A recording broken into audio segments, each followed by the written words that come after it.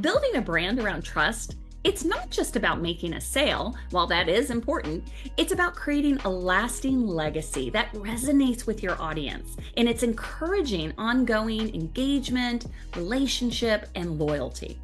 Think about your own habits. Consider the emotions you have and the feelings you get when comparing businesses that you're considering buying their product or their service, right?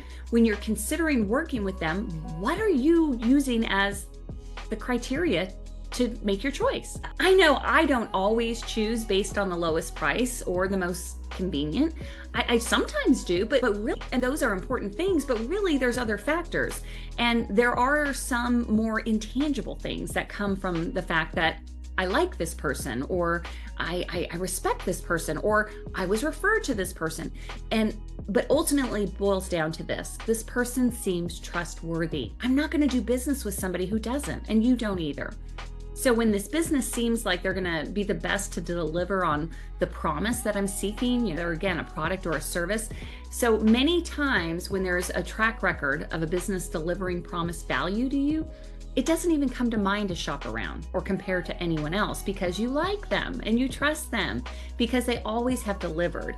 And so you remain loyal. And that's what your customers are doing too.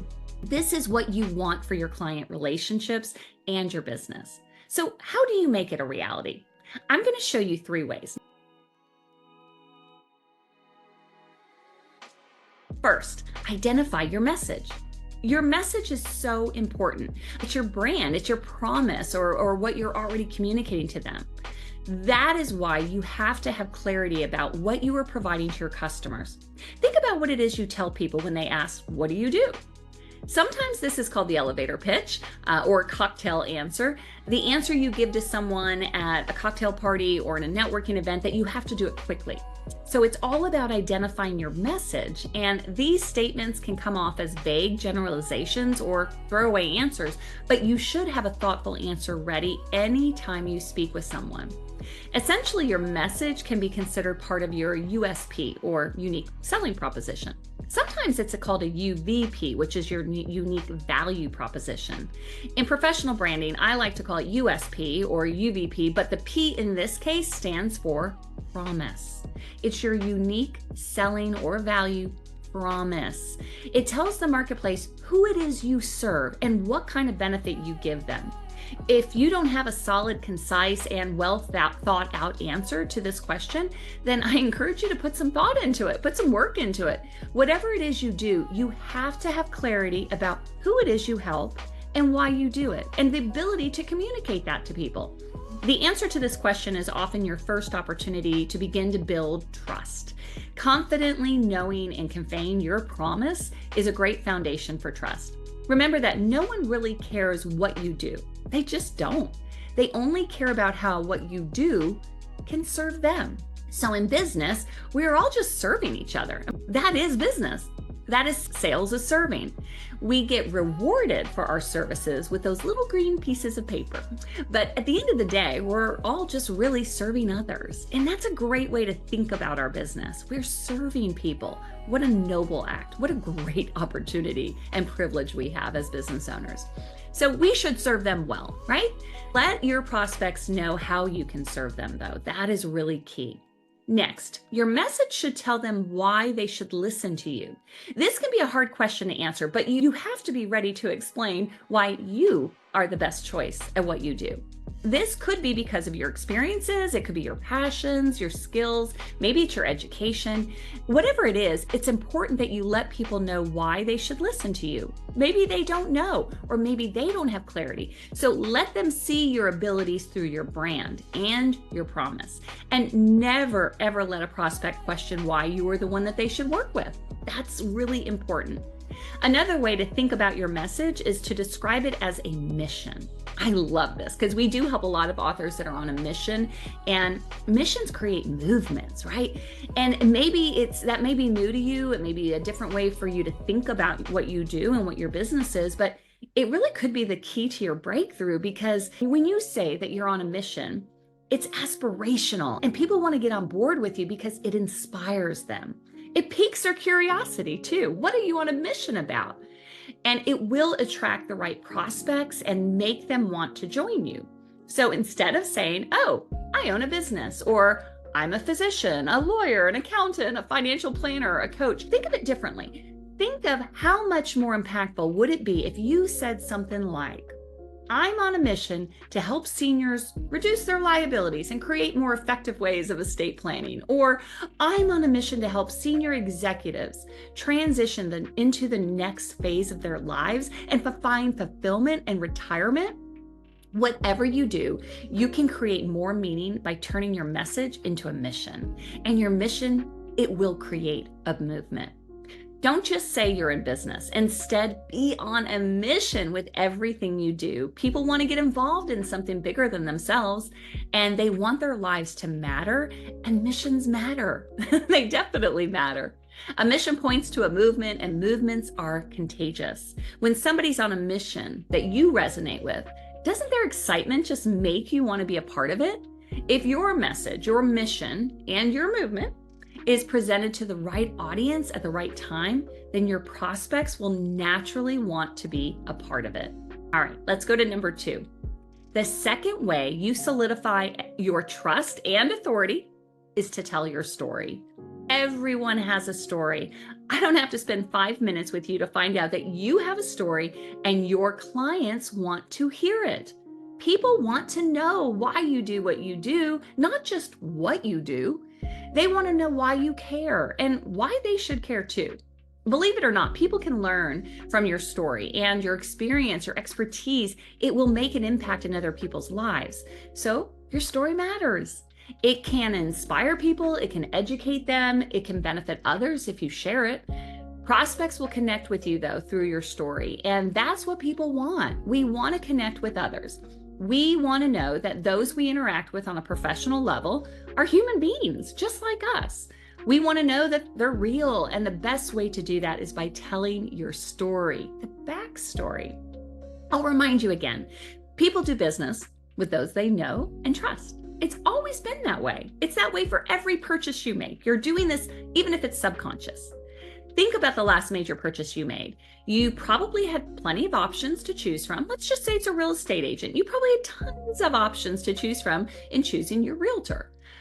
Or maybe it was a car or a piece of jewelry, whatever it is. You went shopping and you probably had several willing car salesmen or realtors or jewelers that you could have gone to, but you probably end up buying from someone that you connected with, that you built the deepest amount of trust in, and probably in the fastest amount of time. So know, like, and trust. It's critical for anyone in business. I believe that the easiest and most authentic way for your clients and your prospects to trust you is just to know your story. It really is that simple. So, what's your story? What can you share with someone, personally or professionally, that would make an impact on their life? Maybe your story could explain how CEOs can become better leaders, or how entrepreneurs can become more profitable in their businesses. Maybe you have particular insight into your industry, or you have specialized knowledge that can help prospects. If you are a physician, your story could be added to a collection of your patient stories, right? And they can be highlighted in a book, showing that you have provided them thorough care and service. And the same template could be used for lawyers or accountants or coaches. Whatever it is, you have a story. And your story is a key part of building your brand. When I wrote my first book, I knew it was important that I connect with my readers through my story. So much of that book details how I first got to know, meet, and then was able to eventually work for my mentor, Zig Ziglar. Telling that story in such a public way connected with people more than I ever thought would. Some of those people came to me and said that my story that I didn't think anyone cared about, it impacted them. Which then led them to trust me, though, because I'm telling my story very authentically, very vulnerably. And it opened up so many doors for me. And I know it can do the same for you. It's all about sharing your story and sharing yourself, and that will build the trust and open up those opportunities. Number 3, finally, the third way to build trust and authority is to establish yourself as the expert. And you can do this in a couple of different ways, but I'm going to give you 3 simple ways that you can take action on right away, and you will immediately see a positive impact to your brand and to your business. Consistent branding. Let's start there. First, make sure your branding is consistent. You need to be consistent with your website, your social assets, and anything else that you put out there in the world to represent your business. And what I mean by consistent is it should look the same way on LinkedIn as it looks on Instagram, or your website should have the same pictures that you have in socials. Again, consistency. If somebody finds you on a social media site or through your website, you need to make sure that all of your messaging, from your story, the design, to the sales copy, to the logos, the photos, all of it conveys your unique value promise, right? It all matches. This is actually called establishing a brand standard. Basically, it creates a brand style guide, if you will, and that helps you know that your professional image is being communicated correctly and consistently, and that your public perception, it's staying on brand. If people have to guess what you do or how you can help them, they're going to be confused.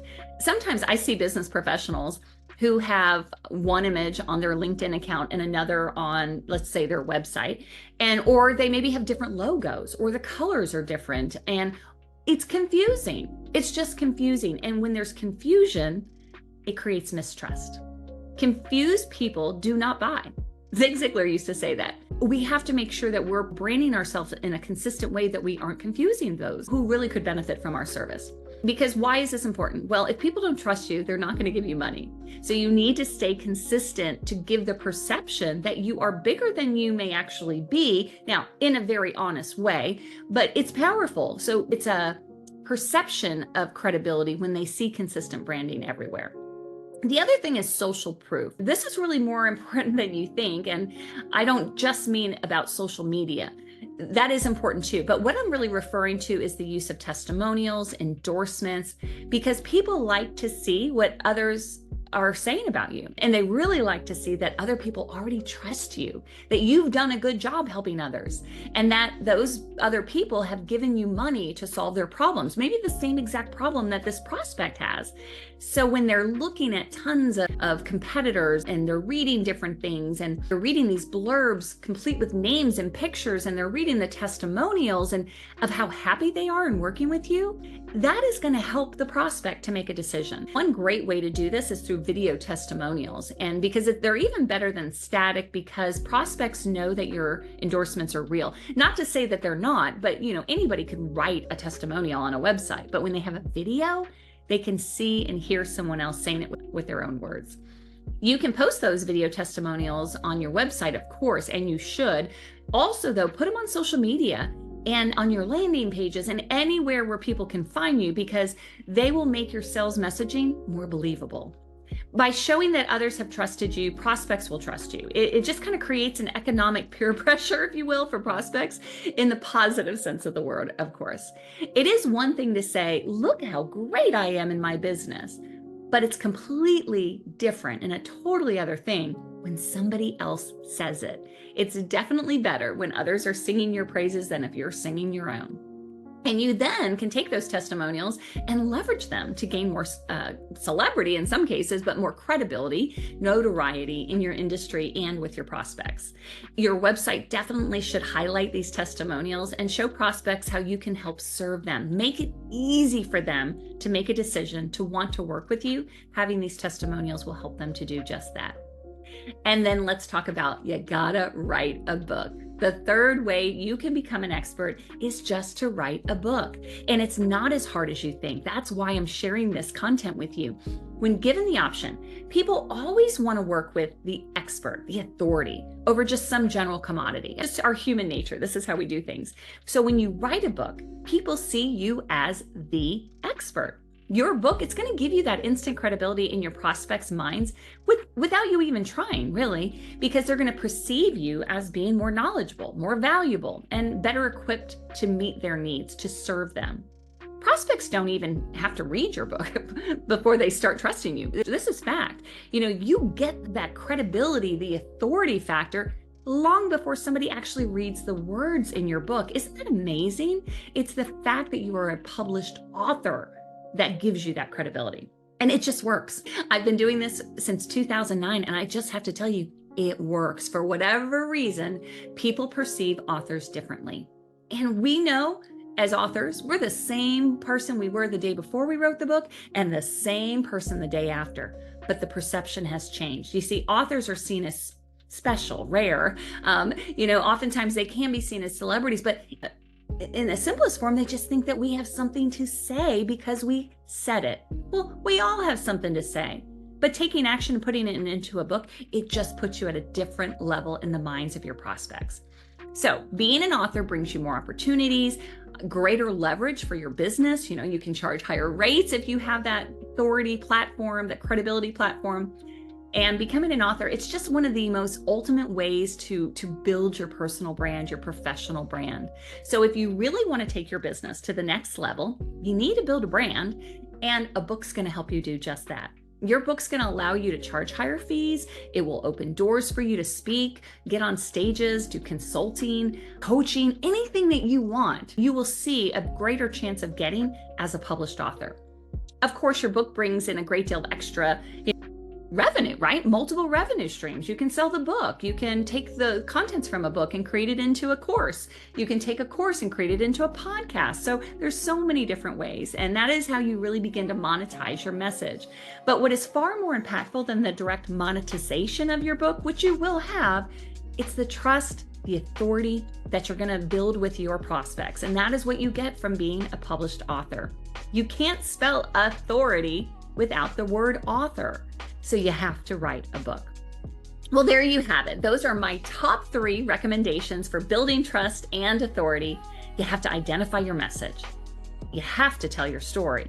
And then that will enable you to become the expert. When I got serious about my business, I started looking at my brand through the lens of building trust and authority. And when I got clear on my message and started telling people my story, my backstory, why I do what I do, that's really when I became known as the expert, because one, I was a published author, and which was a total game changer for me. But they also saw that they could trust me because I was sharing my story in an authentic way for them to see why I do what I do. And these transformations with my clients, I see them every single day. And they are big topics. And I do go into this in more detail in some other videos of how you can do exactly that as well. In fact, in the next video, I'm going to dive deep into the story, my story of becoming an author. So please keep watching and make sure you like and subscribe, and I will see you in the next video.